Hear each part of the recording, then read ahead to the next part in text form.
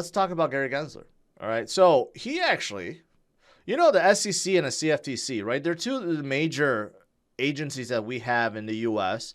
that regulates investments. So the CFTC monitors commodities while SEC monitors securities, right? And they're supposed to work together.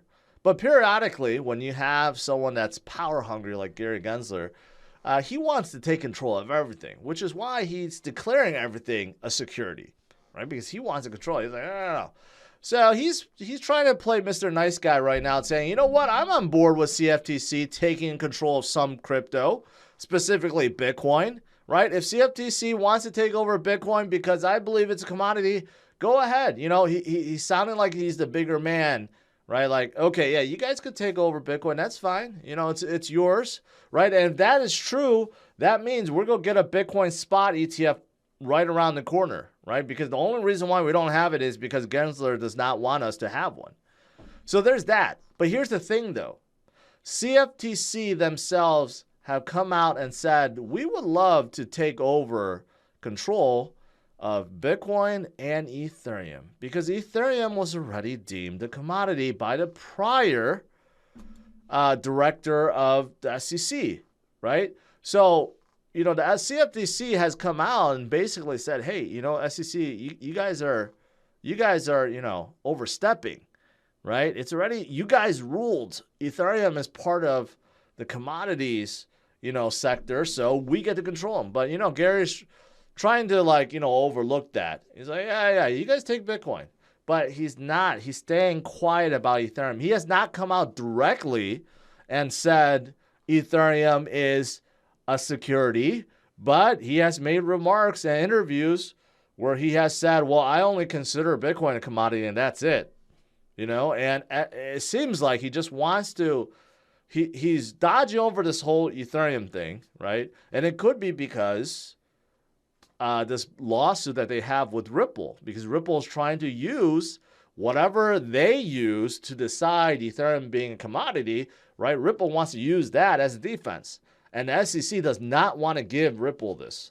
They've been fighting tooth and nail, dragging their feet, even though the courts already said, hey, SEC, give Ripple what they want. And they're still trying to drag their feet and making up all these weird excuses and so forth, right? This could be the reason why Gary does not want the CFTC taking over Ethereum, because they kind of want to hide it, or they're trying to make people think that it's a security so they can still control it. And maybe with it, they can win the lawsuit against Ripple. I'm speculating here, but you got to connect the dots, right? There must be a reason for it.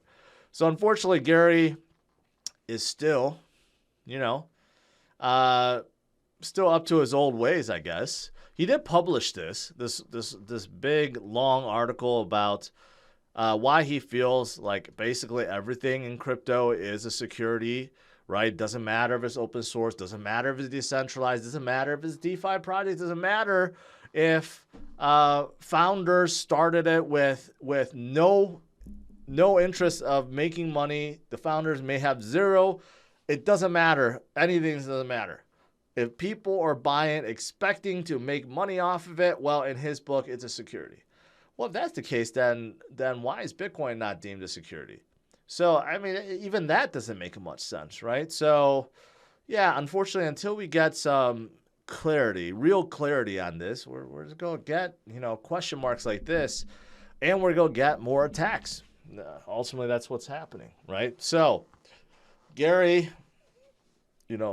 once upon a time, everyone thought he was going to be good for crypto. Well, he's looking like he may be the worst commissioner that we ever had within SEC, because maybe he knows too much, or he thinks he knows too much, and he is definitely out to get everyone right now because he wants that control. It's kind of like Game of Thrones, right? Everyone's trying to grab control. Seems like Gary's winning. All right, so that's number one, right? And number two, not only that, the White House, their science minister or Office of Science and Technology submitted their report claiming that Bitcoin's energy usage with their proof of mining is disastrous. It's really draining. It's killing electrical grids. It's having a global warming effect, right? And they're suggesting banning of proof of work. Imagine that, right? So not only do we have to fight the SEC, now the White House, this is part of Biden's executive order, telling everyone in agency to kind of look at crypto and come up with a solution or a plan on how to regulate things, how to properly define things, right? Whether or not, there's a difference between proof of work, proof of stake, and, if one's better than another and stuff like that. So now we're seeing this. But, with these kind of reports, you never hear about, well, what about dryers? The number of dryers is vast in the U.S. Dryers take a lot more electricity than Bitcoin mining, but we're not banning dryers. We're not banning washing machines. We're not banning Christmas lights, which also take more electricity than Bitcoin mining, right? So there's a lot of industries, the banking industry, the gold mining industry.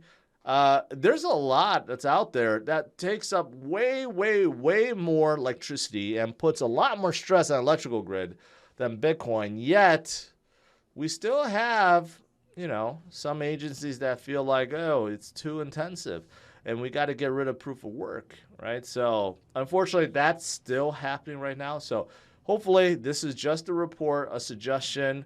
Nothing comes of this, right? But, yeah, we're getting attacked left and right.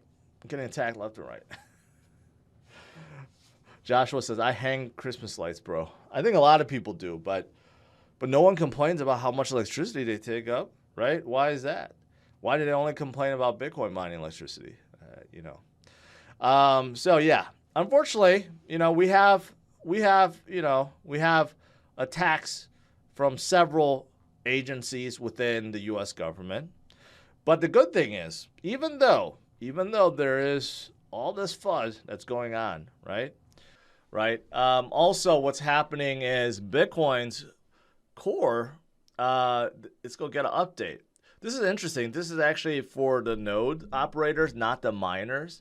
So in case you didn't know, that you can operate a node, which also helps process transactions. But during the first download, you have to download the entire chain. It takes a while, but during that time, there could be vulnerabilities and hacks. And what this update does is basically prevent that from happening. So it makes it more secure while you're still downloading the whole chain. But the interesting thing is, this is the type of thing that Michael Saylor argues against, saying that Ethereum is a security because it could be upgraded. Well, Bitcoin has updates too, right? Maybe not as vast as moving to proof of stake, but it has its own updates. It has its updates as well. But overall, this makes Bitcoin better, and overall, good. And then what else do you have? Well, from a chartist perspective, what happened today was predicted. What is normal based on this bullish falling wedge pattern, right? But then again, we have seen a lot of patterns like this. Sometimes it happens, sometimes it doesn't. But we do have a lot of people that are charting this saying, yeah, now that we have broken out of this wedge, we're heading right back up to 24, 25. We were there not too long ago. And maybe if we gain more strength, we'll be right back at 30,000. I'm still clinging on hope by the end of this year, we will get to $40,000. We need a little push. And we may be starting that right now. If you're looking to buy Bitcoin and crypto for the first time and you don't know where to get started, head over to CryptosRus.com and click on the best exchange guide. Within, you'll find a list of exchanges that I recommend and some that I use on a daily basis. So if you want to learn more, head over to CryptosRus.com or utilize the links in the description of this video.